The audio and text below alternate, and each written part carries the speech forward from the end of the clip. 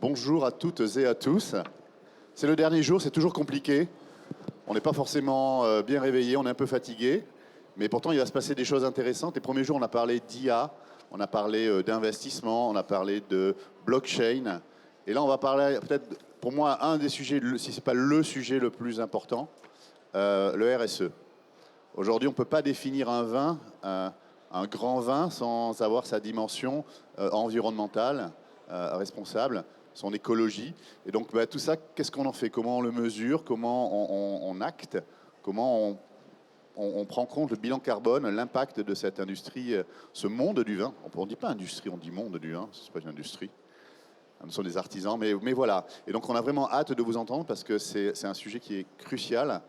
Tout va être enregistré, tout va être podcasté, et je sais déjà que ce sera un des podcasts les plus vus. Bonne table ronde. Merci Harold.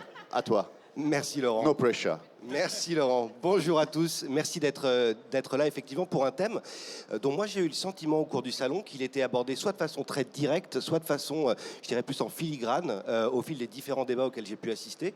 Et donc je suis vraiment très content d'être avec vous aujourd'hui pour explorer ce sujet de la RSE et globalement de ce que ça peut générer comme opportunité au pluriel, qu'elle soit commerciale ou autre d'ailleurs.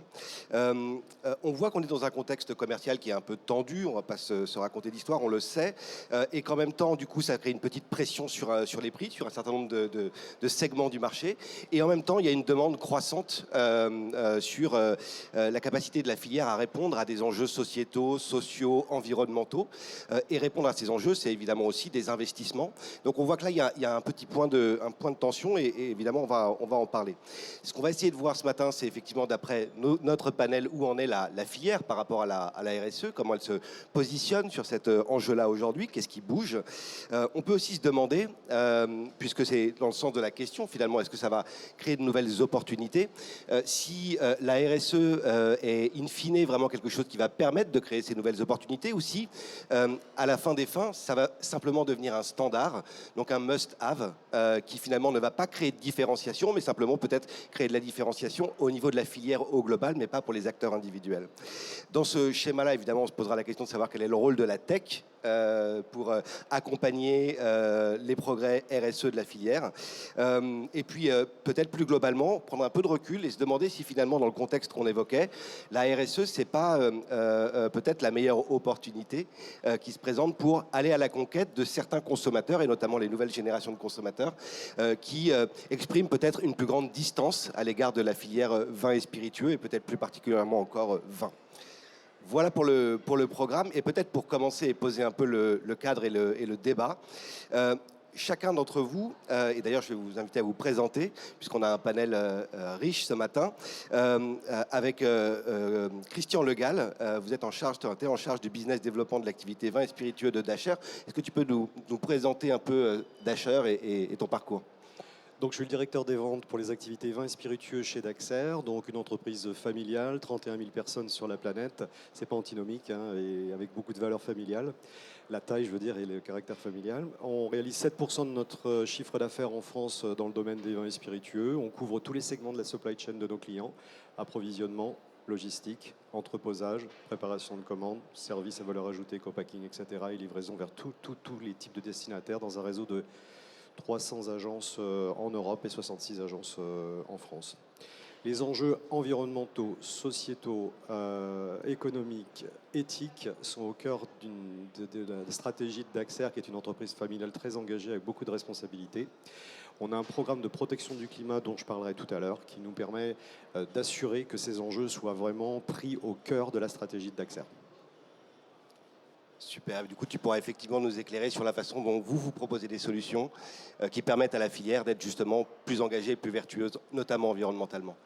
Fabrice Mauge, tu as créé Vino Virtual, tu as un long parcours dans le conseil à l'export, donc tu as une bonne vision en fait, de l'ensemble des marchés et des tendances. Est-ce que tu peux nous présenter rapidement la plateforme, la solution Vino Virtual ? Bonjour à tous. Fabrice Mauge, donc en effet, j'ai fondé en 2020 donc Vino Virtual, qui avait pour ambition de répondre à un problème, c'est évidemment le problème des rencontres pendant le Covid. Donc on voyait qu'on avait une difficulté de faire des affaires à ce moment-là. Et la question s'est posée de se dire, mais est-ce qu'on ne peut pas trouver des outils qui permettent, quoi qu'il se passe, de faire des affaires, et donc en plus en ayant un impact positif sur l'environnement, puisque donc évidemment on se rencontre par le digital, par visio, mais ceci permet évidemment d'éviter des déplacements nombreux et donc d'optimiser cela. Donc en fait la notion RSE est intégrée directement dans le génome dès 2020. Et donc, bon, ça peut être aussi une occasion d'en discuter, mais voilà, l'objectif de Vino Virtual, c'est d'aider des professionnels en B2B à l'export de faire des affaires par le biais de visioconférences et de matching. Super, merci Fabrice. Caroline, bonjour, toi tu diriges Wine Services et toi aussi je crois que tu as une solution qui, pour le coup, permet aussi d'optimiser le bilan carbone de tes clients. Bonjour à tous, donc Caroline Messmaker, je suis la CEO de Wine Services. On est une agence de market intelligence pour le monde des vins, des champagnes et des spiritueux. En fait, on traque la distribution finale, donc on voyage comme un consommateur à travers le monde, dans 25 pays, 90 villes. On collecte plus de 10 000 cartes de restaurants, on fait les cavistes et la vente en ligne et on permet grâce à une plateforme SaaS aux propriétés viticoles de savoir où est-ce qu'elles sont distribuées dans le monde entier avec les coordonnées téléphonique, email, postal de leurs clients, mais aussi Instagram et Facebook, et d'identifier les opportunités de développement avec des listes qualifiées de points de vente en fonction de où sont placés leurs concurrents ou des vins de la même gamme de prix, par exemple. Donc, en effet, grâce à nos informations, on est un peu l'œil sur le monde des propriétés et elles peuvent accéder à beaucoup d'informations sans avoir à voyager. Super, merci beaucoup. Clément Desbois, bonjour. Bonjour. Bonjour. Toi, tu es directeur commercial Hilbrand Gory France, donc qui est un commissionnaire de transport. Explique-nous un peu quelle est votre approche RSE en quelques mots, avant qu'on y revienne.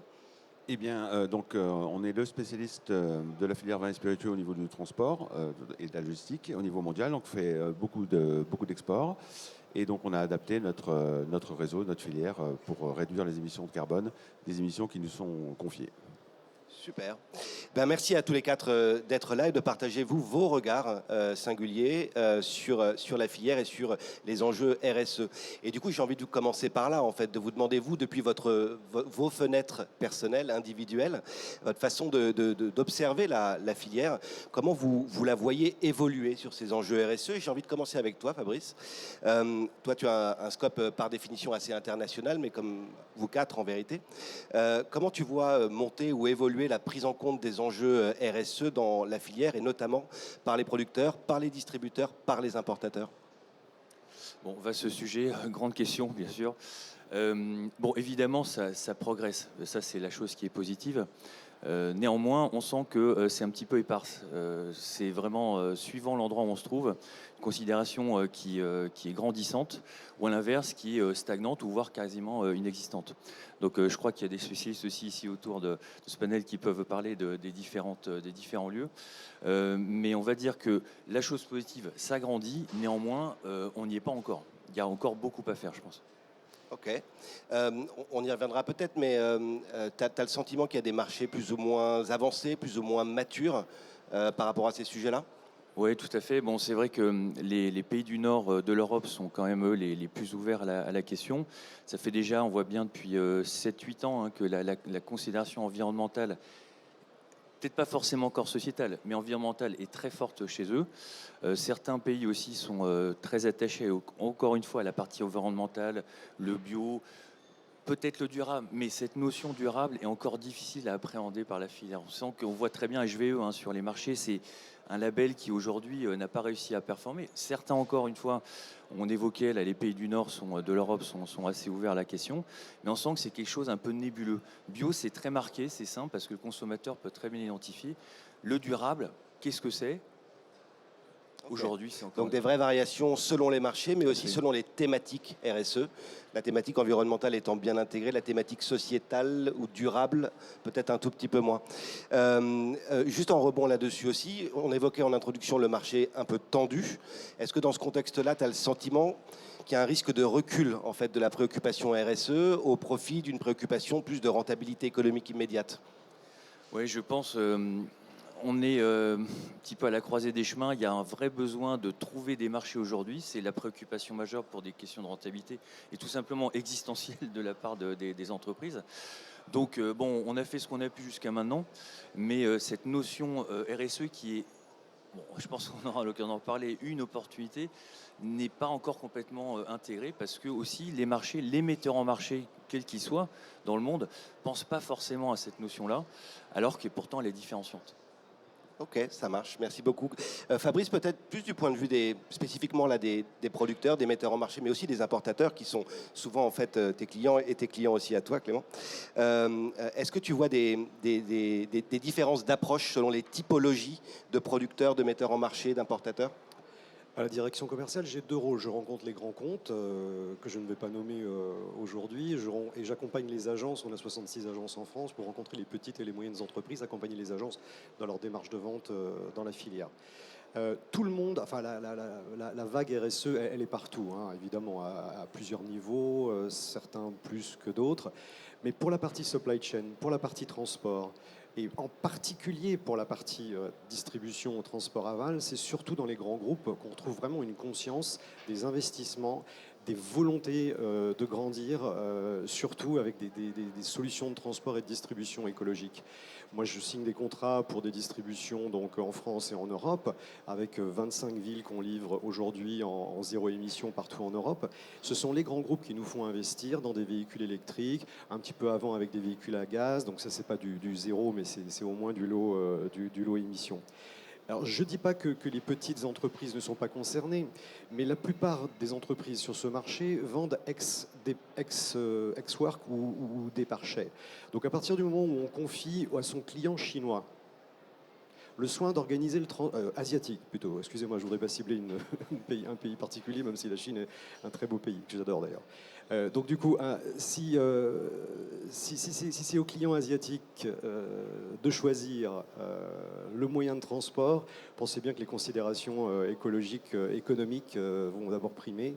Et ça, c'est assez frustrant quand on a des solutions, nous, à proposer qui sont bien plus vertueuses.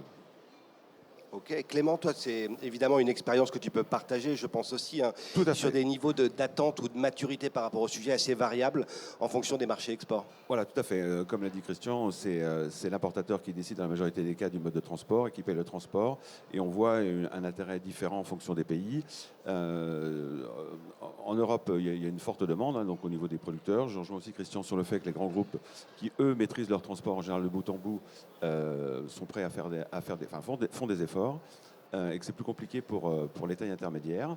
Après, on voit quand même que sur les vins d'entrée de gamme, on va dire, ils utilisent déjà des systèmes comme le bulk, où ça permet d'exporter 260 hectos dans l'équivalent d'un conteneur 20 pieds, et ça fait l'économie de 4 conteneurs 40 pieds plein en bouteilles. Et donc ça leur permet aussi, quand ils font la mise en bouteille sur le marché, d'utiliser des bouteilles plus légères. On voit que sur le haut de gamme, là où il y a des produits à plus forte valeur ajoutée, il y a des solutions qu'on peut proposer pour réduire les émissions de CO2 qui sont finalement pas si chères que ça par rapport aux gains que ça permet d'économiser. Et là, on voit que, pareil, en fonction de la relation client-fournisseur, parce qu'il y a même des petites entreprises dans le vin, mais qui ont un point important vis-à-vis de leurs distributeurs, parce que voilà, ce sont des grands vins. Et là, on voit qu'ils arrivent à inciter les importateurs à utiliser ces solutions-là. Donc pour l'instant, ce n'est pas encore une grande vague, mais petite touche par petite touche, on peut arriver à réduire les émissions, d'autant plus qu'on a un panel de solutions qui est quand même assez large, avec pas mal de biocarburants pour nos ramasses. En 2023, on a réalisé 43% de nos ramasses avec des biocarburants. On a dépassé les 50% l'année dernière, et à l'horizon de 2-3 ans, on pense couvrir 100%. 100% des enlèvements, donc déchets jusqu'à nos entrepôts, avec des biocarburants. On utilise aussi beaucoup de reports modal, parce que le rail en France, on a quand même la chance d'avoir un système où les ports du Havre et de Fos-sur-Mer sont quand même assez bien desservis depuis le sud-ouest et la Bourgogne notamment. Et le rail en France, qui est totalement électrisé avec une énergie nucléaire, permet de réduire considérablement les émissions de CO2. Ouais. Idem, on propose des biocarburants sur les tractions de containers. Ouais. Et au niveau du maritime, il y a pas mal de changements quand même, où il y a On se redira un mot, Clément, dans la suite, Ouais, finalement, ça des marche. solutions qu'aujourd'hui, en l'occurrence sur la partie logistique, qui est quand même une dimension qui pèse, hein, en tout cas dans le bilan carbone de la filière, des solutions qui se présentent, et vous en avez l'un et l'autre, hein, évidemment, un certain nombre à proposer. Mais juste, moi, je reviens sur le point là qui m'interpelle moi plus, c'est de se dire, en fait, finalement, on a le segment des vins fins qui est assez leader sur le sujet, et on va en parler à l'instant là, avec Caroline. On a le segment du bulk, où pour le coup, mécaniquement, en fait, il y a une forme de vertu à fonctionner en bulk, et que finalement, la difficulté, elle est plutôt sur ce milieu de marché, où on va quand même fonctionner plutôt en bouteille, mais sans être sur des niveaux de prestige et de valorisation qui permettent d'être très moteur en matière de RSE. C'est plutôt dans ce ventre mou là, je dis ça gentiment, que c'est plus compliqué de se positionner. C'est plus compliqué, et justement par rapport à l'attention du marché, justement là, on a vu qu'il y avait un certain nombre d'initiatives qui ont été repoussées un petit peu, parce que la priorité reste la pérennité des entreprises, comme tout le monde le sait. Donc, non, très clairement, oui. Ça nous amène naturellement à toi, Caroline, toi qui suis de très près tout l'univers des vins fins, qui le connaît très bien, qui travaille beaucoup avec d'acteurs des vins fins. Comment tu les vois, toi, évoluer et appréhender l'enjeu RSE sur ce segment de marché très particulier des vins de prestige? Merci la question.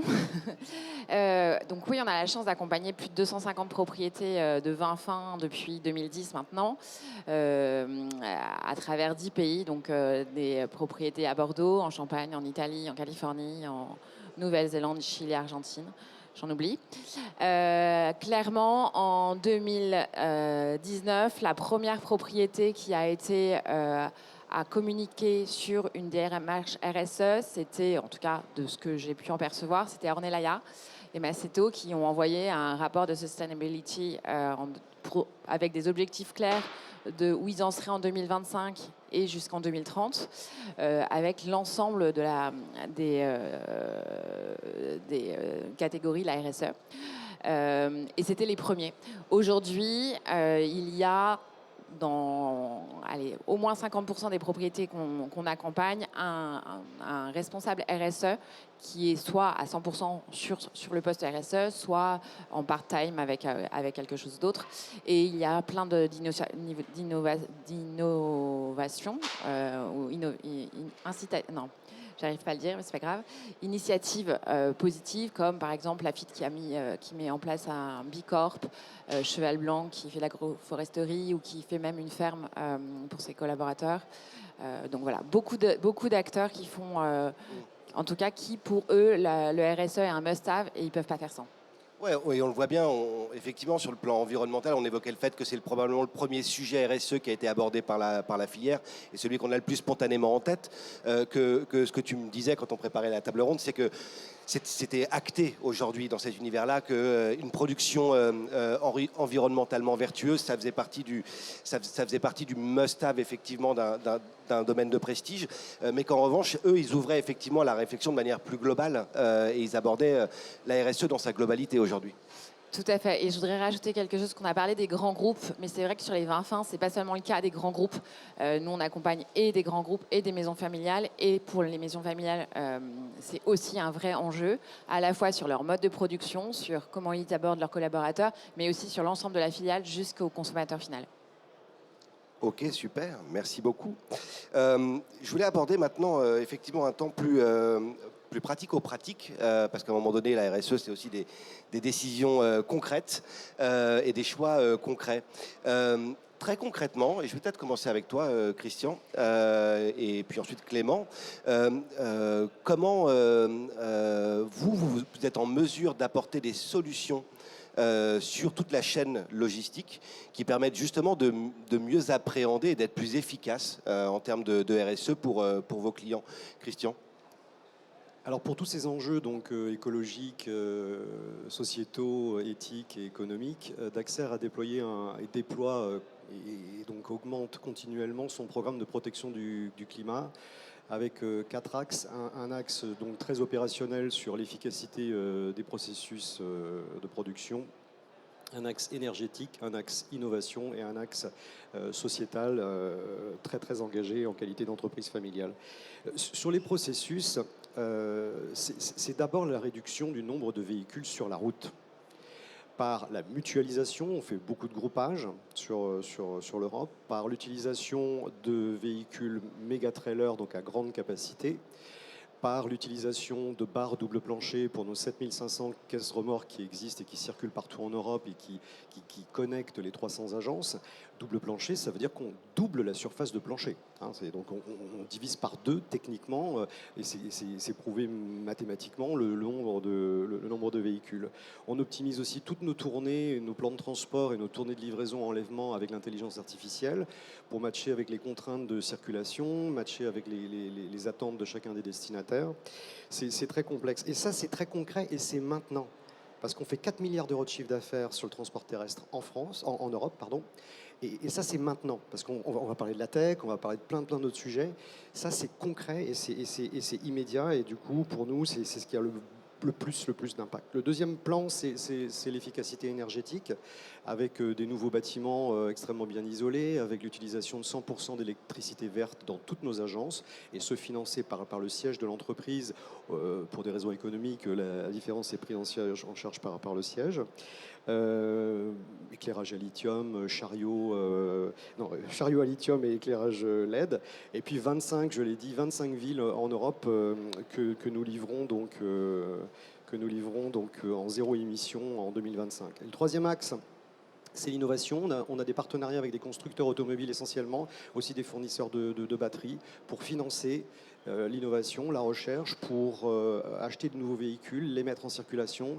Si vous venez aux différents salons prochains, Provine à Düsseldorf ou d'autres, Transport Munich Fair à Munich, vous verrez ces véhicules qui sont assez exceptionnels, qui de plus en plus couvrent des distances de plus en plus, mais aujourd'hui encore, certains véhicules ne peuvent pas, les véhicules zéro électriques ne peuvent pas toujours faire toutes les distances souhaitées. Et puis le quatrième axe, et le dernier, c'est l'axe sociétal, avec des engagements auprès de fondations, auprès d'associations, Terre des Hommes, Corporate Citizen Plus, pour dans des pays à faible ou moyen revenu, mener des actions qui servent les communautés locales, mais qui ont toujours un sens écologique.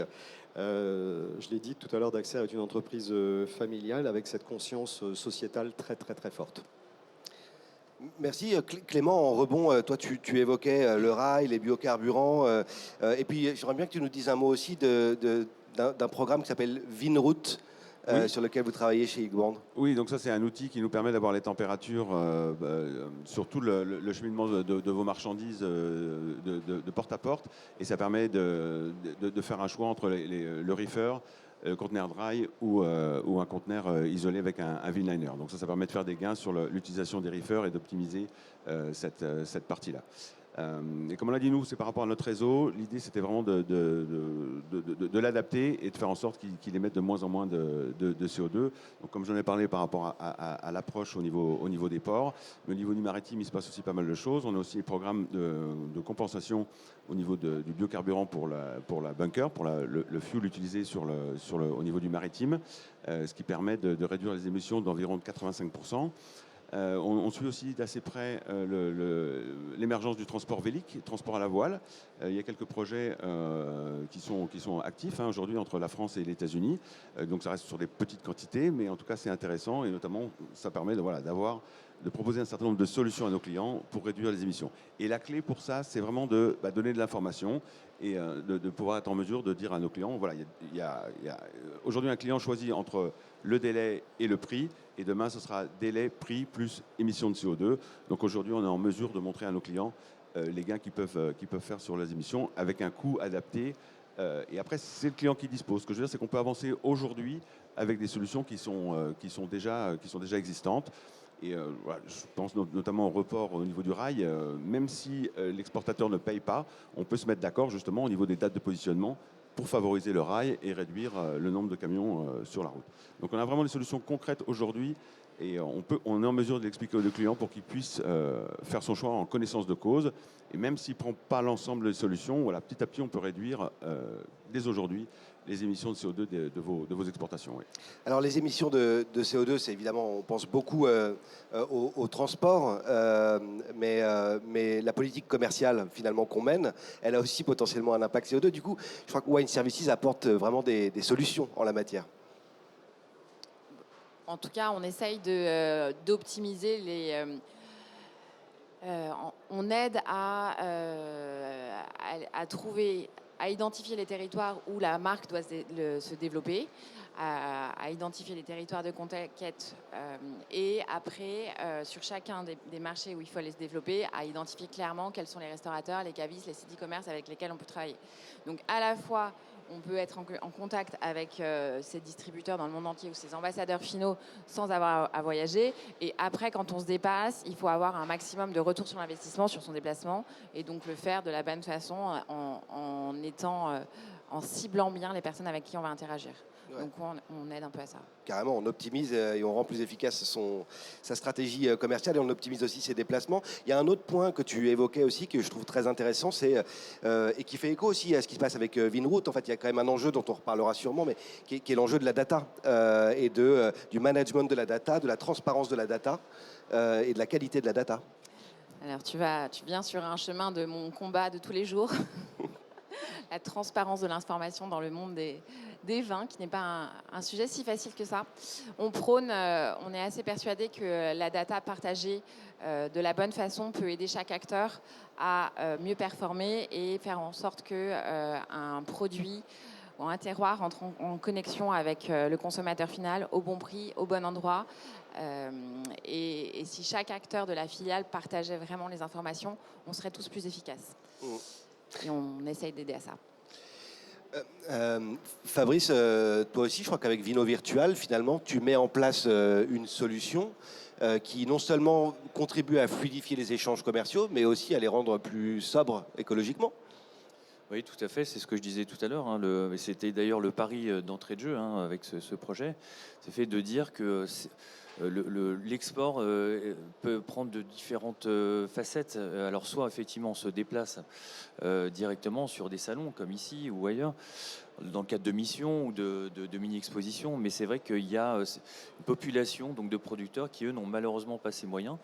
Et donc ça leur permet donc d'accéder à des marchés plus facilement, mais aussi évidemment c'est moins gourmand en termes d'émissions puisque donc on ne se déplace pas. Alors certains peuvent le déplorer, néanmoins il faut considérer ça plutôt comme un outil de prospection commerciale amont qui permet d'accéder à des marchés en vue d'une rencontre peut-être future, mais en fait on est dans l'optimisation des choses de ce point de vue. Ouais, Je vais juste rajouter quelque chose, si ça ne t'embête pas. Sur la transparence dans l'information, c'est très important aussi de respecter le secret des affaires de chacun des acteurs. Et notamment chez Wine Services, c'est quelque chose qui est très profond dans nos valeurs. On s'est même engagé dans une certification par Veritas et on est la seule société dans le monde du vin à être certifiée label Data Intégrité. Et donc voilà, c'est important de partager l'information tout en respectant le secret des affaires de chaque acteur.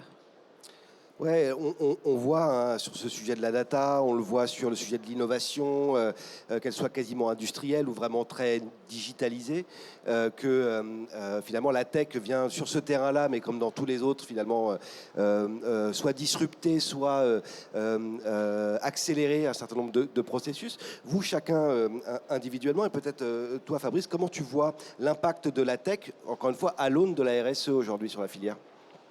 Elle évolue, donc la preuve, je pense qu'on le présente bien ici dans ce palais, on est aux prémices de quelque chose de naissant, de nouveau.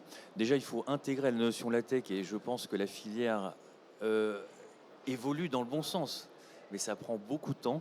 On voit moi en tout cas, on voit tous les jours, il faut donc évangéliser un petit peu, c'est ce qu'on disait à l'instant là. Donc ça prend du temps, mais je pense que sur la question typiquement de la RSE, il y a une urgence, car c'est vraiment une solution. Je dirais même, on en parlait en aparté tout à l'heure, je pense que c'est un grand projet pour la filière, qui peut donner au moins un cap, nous permettant à tous d'aller dans une direction qui va dans le sens de l'histoire. Aujourd'hui, ne pas considérer la RSE, et notamment sur son aspect sociétal, plus qu'environnemental encore, parce qu'environnemental, on est déjà en mouvement. Le consommateur le sait-il aujourd'hui? Ça, c'est encore. Sur l'environnement, il est sensible par le bio, par exemple. Mais il y a cette notion sociétale et je pense que là, il y a un vrai enjeu. Il y a du travail. Mais on y vient. On y vient. Ça marche. Caroline, toi, tu évoquais spontanément la question de la digitalisation des systèmes d'information. On en revient à ce sujet de transparence de la data, finalement. Oui, tout à fait. Donc, je ne vais peut-être pas avancer plus sur ce sujet, mais du coup, ça fait écho je pense que chaque acteur dans le monde du vin doit lui-même réfléchir à sa démarche RSE. Si je fais un petit retour en arrière de comment Wine Services traquait l'information en 2010, on voyageait à travers le monde avec notre sac à dos, on avait notre ordinateur et on écrivait sur nos fichiers Excel où est-ce que chacun des vins était présent dans les beaux restaurants et les beaux cavistes. Heureusement, grâce à la technologie et à l'IA, on voyage encore un peu sur les marchés, mais on a plutôt des ambassadeurs marchés qui nous remontent des informations.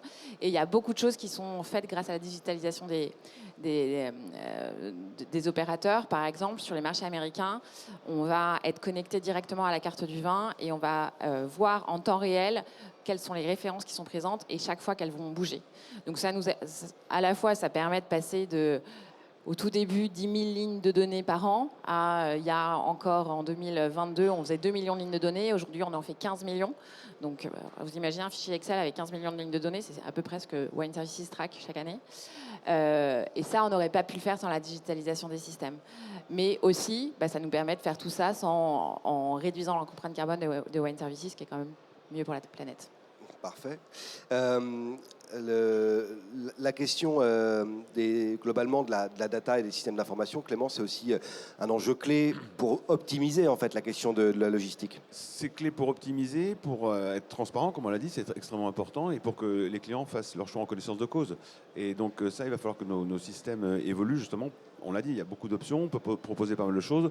Il faut qu'on soit en mesure de remonter une information fiable sur les émissions en fonction des choix des clients. Une fois de plus, on peut faire du rail et après l'approche, est-ce qu'on fait du biocarburant, pas biocarburant, quel biocarburant? Et donc tout ça, il faudra qu'on soit en mesure de le remonter à nos clients de façon automatisée et fiable. Et on sait qu'à terme, tout ce qu'on fait, ça devrait être certifié. Ouais. Voilà, aujourd'hui, on démarre parce que le temps joue contre nous et qu'il y a des solutions. Ce sera vraiment dommage de s'en priver.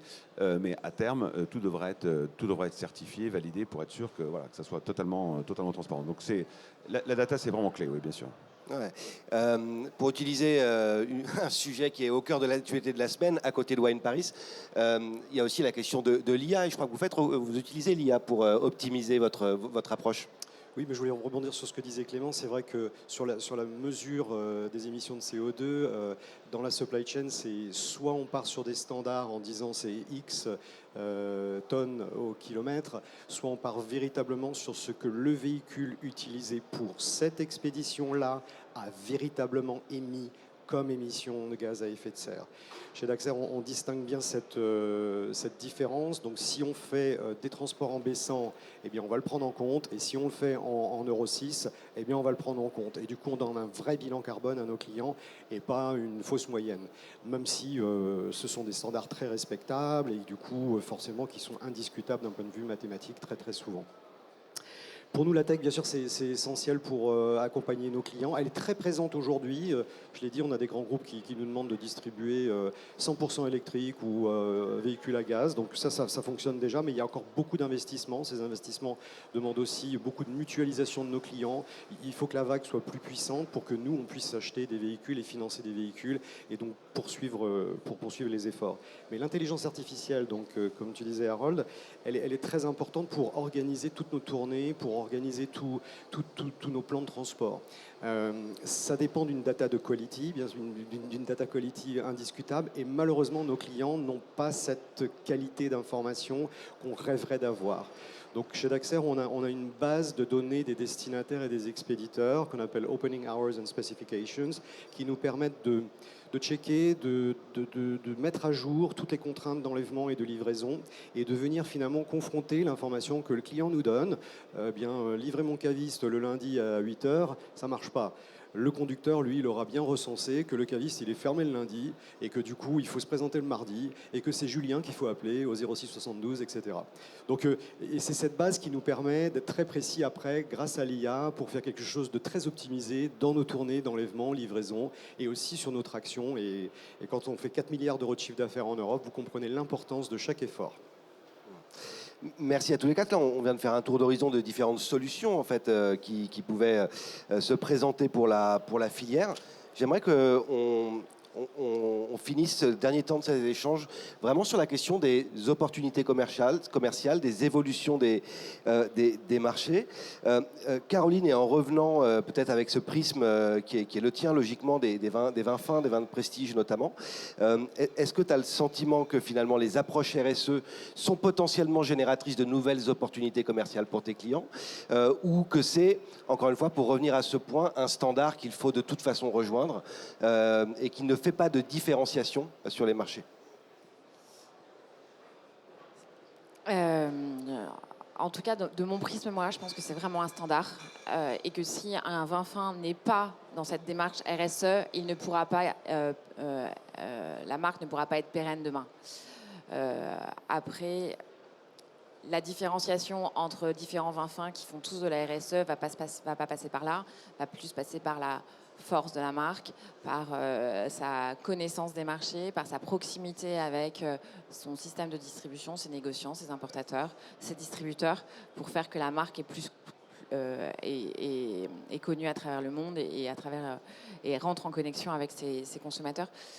Donc je ne suis pas complètement convaincue que ça soit un levier d'opportunités commerciales, mais c'est vraiment un must-have.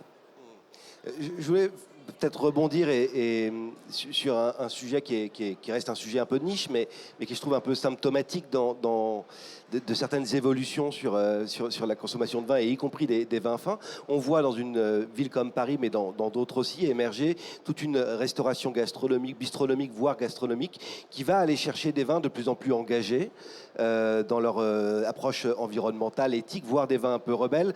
Pour ne pas les nommer, je pense à des vins qui se positionnent comme nature. Est-ce que pour toi, c'est de nature à faire évoluer en fait et à faire bouger la filière, et y compris le segment des vins de prestige? Clairement, à Paris, c'est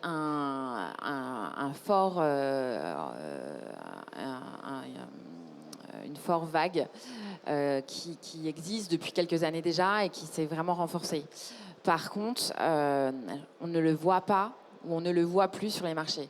New York, On ne le voit plus. C'est-à-dire non. qu'il y a une décroissance du phénomène. En tout cas, c'est pas le phénomène qui... c'était très à la mode, par exemple, à New York en 2020, les vins nature et les vins bio. Aujourd'hui, c'est pas forcément ça qui est mis en avant, et même on n'en parle plus. Sur les cartes de vin, il y a beaucoup de sections vin nature, vin bio à Paris, mais sur les cartes de vin de Londres, de Hong Kong et de New York, il n'y a pas ces sections-là. Donc je ne suis pas sûre que ça soit quelque chose qui veuille dire que dans d'autres marchés, ça va arriver comme ça. C'est plutôt soit culturel, soit d'une certaine époque. Ok, intéressant. Fabrice, là-dessus, toi, comment tu observes ce phénomène et finalement cet univers vin qui a tenté, ce segment de vin qui a tenté de dépasser par la gauche les positionnements, je dirais, engagés dans la filière? Pour moi, c'est effectivement une mode qu'on a pu voir surgir il y a quelques années, qui a tendance à diminuer avec le temps. Alors, il y a toujours, bien entendu, des aficionados qui sont très, très investis. Après, voir quelles peuvent en être la répercussion sur les marchés, les incidences, à ce stade, je pense que c'est un petit peu tôt pour le dire. Je pense d'ailleurs qu'en ce qui concerne vraiment la partie vin naturel, on est sur une niche et une catégorie extrêmement singulière, qui peuvent même paraître clivante dans certains cas. Ce qui fait que si on est sur du clivant, ça peut avoir un effet positif comme l'inverse. Donc je pense qu'on en est... l'impact, pour le moment en tout cas, va rester restreint. Enfin, moi, je partage cet avis. Je pense que le sujet, il n'est pas là. Je pense que ce n'est pas la catégorie qu'il faut considérer. C'est quelque chose de beaucoup plus profond que la RSE doit être intégrée. Enfin, ça fait peut-être partie des questions qu'on verra après, mais je pense que la RSE est quelque chose qui doit être intégré dans la filière. Et c'est cela qui va permettre l'ensemble de la filière vin de pouvoir avancer et séduire de nouveaux publics. Ok. Avant qu'on aborde et qu'on conclue gentiment notre échange, il y a une évolution assez marquante pour la filière dans l'Union européenne, c'est l'obligation d'information sur la composition et les ingrédients du vin. Est-ce que ça, c'est de nature, selon toi, Fabrice, aussi à faire bouger les lignes? La partie information nutritionnelle, etc. Ouais. Je pense qu'on est encore aux prémices du sujet. Qui aujourd'hui regarde ces mentions-là? Il y a certains qui sont extrêmement sensibles. Donc là, on est sur on n'achète pas du vin pour son côté nutritionnel. On l'achète parce que Peut-être que demain, on pourrait ne pas l'acheter pour ces raisons nutritionnelles. C'est la petite crainte qu'on pourrait avoir. c'est la crainte qu'on pourrait avoir. Je pense que enfin, personnellement, je ne le crois pas à ce stade. Voilà, ça peut évoluer, bien entendu, mais je crois que il y a c'est quelque chose qui se met en place. Je pense que peut-être certains sujets comme le degré alcoolique peut être un axe sur lequel on peut être sensible. Ouais. S'il y a en effet une désinformation sur certains composants, là, on pourra commencer à s'en préoccuper. Pour le moment, ce n'est pas le cas, enfin, en tout cas à mes yeux. Ça marche. On le voit et peut-être qu'on va conclure là-dessus. RSE reste quand même très environnement et peut-être un peu moins le S social et sociétal. On voit quand même pas mal de nouvelles thématiques émerger qui sont encore un peu signaux faibles, hein, mais le bio est un peu dépassé par des nouvelles thématiques comme l'agriculture régénérative. On voit les enjeux de l'inclusion, les enjeux de conditionnement aussi plus ou moins vertueux émerger. Est-ce que, Fabrice, tu as le sentiment que l'avenir est là, quoi? Ah bah complètement. Moi, je pense que c'est le parent pauvre de la RSE aujourd'hui. C'est le côté sociétal, c'est le pilier sociétal. Il faut vraiment que ce soit une notion qui soit intégrée dans la filière. Et je pense que dès lors on ira dans cette direction, on pourra capter justement les consommateurs qui nous font défaut aujourd'hui, c'est-à-dire la jeune génération, qui n'a pas le même système de valeurs que nous. Nous, je dirais, anciens. L'avenir, c'est justement ce côté RSE via le prisme sociétal. Et toutes les notions qui peuvent être intégrées par la filière peuvent être, selon moi, une clé d'entrée évidente pour conquérir de nouveaux marchés. En fait, ce que tu nous dis en synthèse, si je résume, c'est que l'avenir du vin, il sera de toute façon RSE ou il ne sera pas presque. C'est un avis personnel, mais pour moi, c'est une évidence. Ok, l'avenir de la filière sera RSE ou ne sera pas. On l'avait évoqué ensemble. Le sujet, c'est y a-t-il des opportunités? Moi, je dirais, c'est l'opportunité tout court. L'opportunité tout court pour conquérir ces nouveaux clients et clients de demain, c'est-à-dire nos enfants qui, eux, n'auront pas d'autre choix que de le voir par ce prisme. Et ça serait une opportunité formidable pour la filière de montrer un autre regard plutôt que celui que nous connaissons, qui est celui de ancestral, artisanal, gastronomique, convivial. Il y aura cette dimension toujours, mais selon moi, le RSE, ça sera vraiment la clé. Allez, un petit mot de conclusion en rebond sur ce que vient de nous dire Fabrice. Caroline, c'est un point de vue que tu partages. Tu as le sentiment que de toute façon, on n'a pas d'autre voie que d'y aller et d'y aller de façon offensive sur le terrain de la RSE? Oui, complètement. Je pense que c'est clairement quelque chose qu'il faut prendre en compte pour toute la filière. Je reviendrai juste à ce que tu disais tout à l'heure. Il y a peut-être moins ce phénomène bio et nature sur les marchés. Par contre, clairement, l'impact sur la santé, le no-low est vraiment une problématique à prendre au sérieux. Quasiment 1 jour sur 3 aux États-Unis, il y a un article qui parle des calories sur le vin et qu'il faut réduire sa consommation de vin. En France aussi énormément. Donc, la baisse de la consommation y est certainement une des conséquences. Même sur d'autres marchés, le vin est plutôt en augmentation, mais le nombre de consommateurs ou le volume de consommation par habitant est tellement fort sur certains marchés comme la France qu'il est forcément en baisse, alors que dans d'autres marchés, il est en croissance. Mais clairement, ce sont des tendances de consommation qu'il faut prendre en compte dans notre façon de communiquer. Et voilà. Mais la RSE, c'est un must-have. indéniablement. Juste en rebond, et c'est un peu en clin d'œil, Clément, est-ce que l'avenir du transport maritime, c'est le transport vélique? Alors, on n'y est peut-être pas encore, mais je n'irai pas jusque-là. Mais je pense que ça peut vraiment être vraiment être un marché niche et compléter justement l'offre conventionnelle. Mais en termes de capacité, non, ce ne sera pas l'avenir. Mais en tout cas, pour certains produits, sur certaines liaisons, par rapport à des niches, je pense que oui. Et nous, d'une manière générale, dans le transport, on sait que réduire les émissions des transports qui nous sont confiés, c'est clé. Et on ne voit pas comment on pourrait avoir d'avenir sans ça.